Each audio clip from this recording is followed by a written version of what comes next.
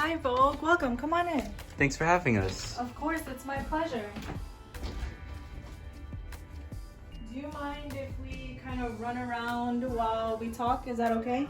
Yeah, no worries. All Can right. you start us off by telling us a little bit about yourself? Of course. My name is Terrie. I'm 36 years old. What are you doing right now, Terry? I'm making iced coffee. It's in the morning. I need my coffee always. Would you like some? Yeah, I'd love some. Cream and sugar? Both, please. Okay. Mrs. Diormis, can you... Actually, Dr. Diarmis. I apologize. Dr. Diarmis, Yes. could you tell us a little bit about yourself and what you do for a living? Yes, I am a licensed clinical psychologist and I specialize in family and marriage therapy. How long have you been doing this for? Well, I've been a clinical psychologist for about 6 years now, but I have been working in the psychology field for 10 years, around 10 years. How long were you in school?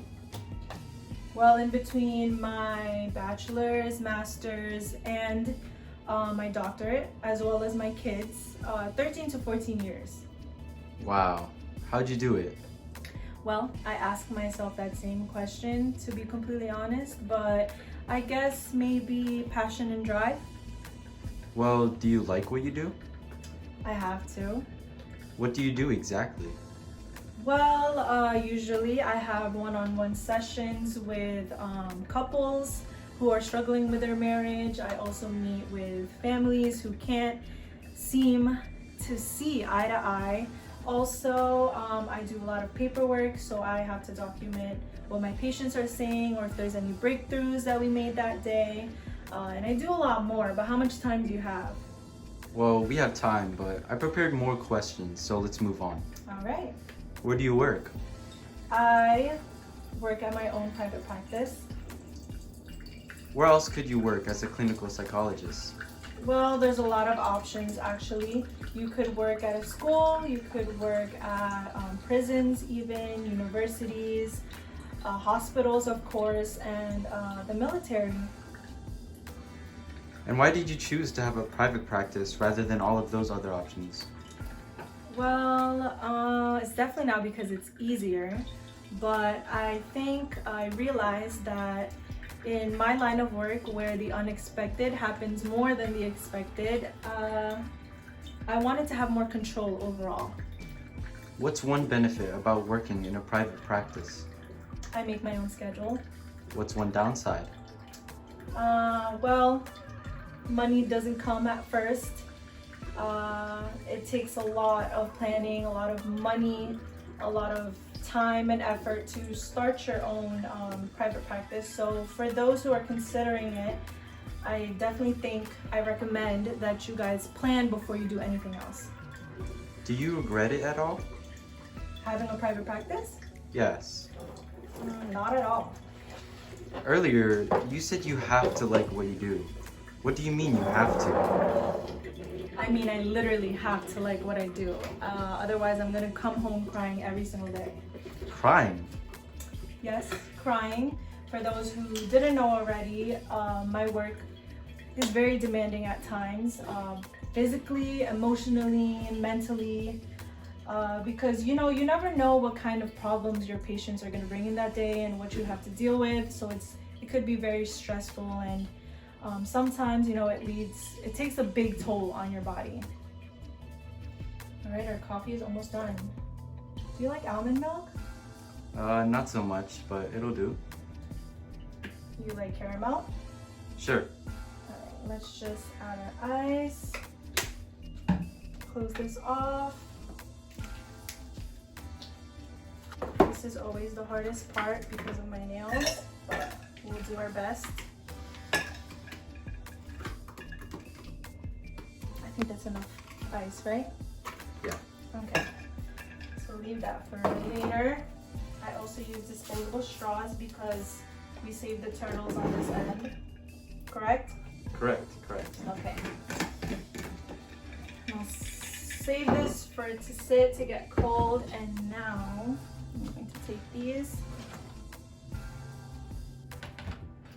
What are you packing? Oh, just my snack for lunch. Are these your favorite things to eat? My favorite things, see, I wouldn't say they're my favorite. I enjoy eating them, but I mostly eat it because it's nutritional and I need it to keep myself fueled, you know, for the day. Can you give us some tips on how to stay healthy and hydrated? Well, to stay hydrated, it's easy. You drink water as much as possible whenever you can. And when you're eating healthy, just think about it like this. If you're going to incorporate healthy food into your diet, you're not only going to feel physically better, you're going to think clearer, you're going to feel happier. So it's just all benefits. There's really no reason for you not to eat healthy. All right, let me put these in here. These are where my oranges are going to go. And I'll cut the celery when I have time later.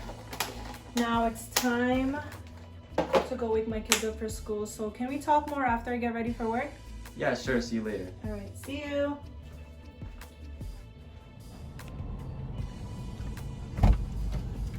Hey, thanks for accompanying me to work. Hello. So I see that you're a working mom. Yes, I am. How do you manage it all? Well, I'm sure all the moms out there can agree that being a mom in itself is a job, but I think balance is key. Is that something you tell your patients often, that they need to find balance? Balance, yeah. Since I work with couples and families, balance is a really familiar word in my workplace, and I often deal with issues with my patients that relate to a lack of balance, because a lack of balance could also mean a lack of communication, which leads to arguments. So yeah, I could probably preach about balance in my sleep. You mentioned communication. Is that also a vital part of your job? Communication, yeah, of course. It's probably the number one skill that you must have in this field. And if you master it, then I guess you're pretty set. Besides communication, what other skills must you have? I would say listening. Listening is, of course, a part of communication, but sometimes it's the most difficult thing to do for a lot of us. But you have to listen in order for you to fully understand your patients, for you to evaluate them, and be able to develop, you know, what kinds of methods you must use to help your patients. Are you a good listener? Of course, I have golden ears. I didn't get a chance to ask you earlier about the financial side of your work. And if you don't mind us asking, could you tell us a little bit about what people should expect in terms of salary?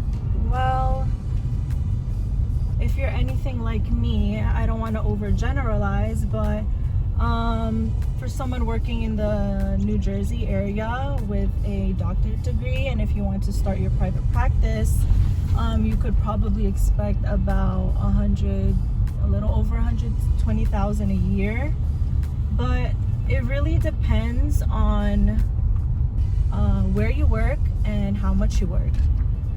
How much do you work?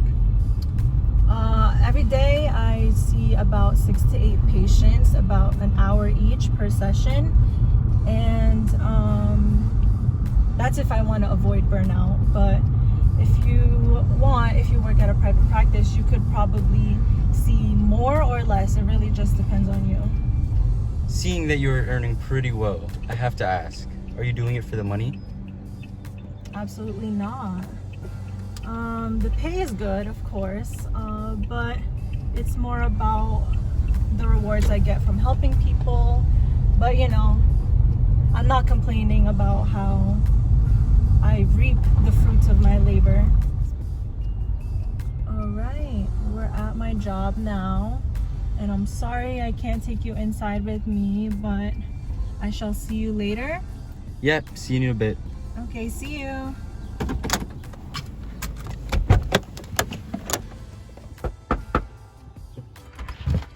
Hey, welcome back. Come on in. I was just eating dinner. You want some? No, thank you. I ate already. But hard day at work? Unfortunately, yes, it was actually. If you don't mind me asking, what made it a hard day?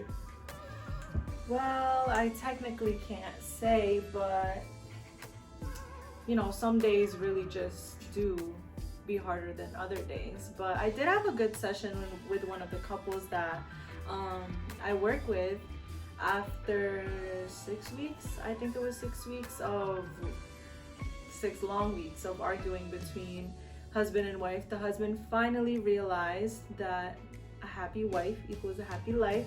So cheers to that. Well, would you recommend your profession to other people?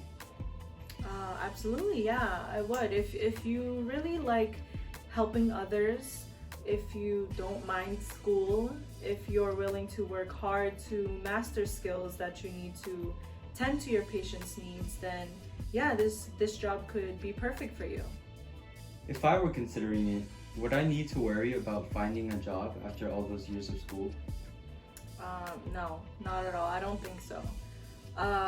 The demand for psychologists are continuing to grow, and I feel like it's not going to become obsolete anytime soon because humans tend to always need somebody to talk to about their problems. So no, I don't think you'll have much difficulty in that. Do you have any last parting words for everyone watching?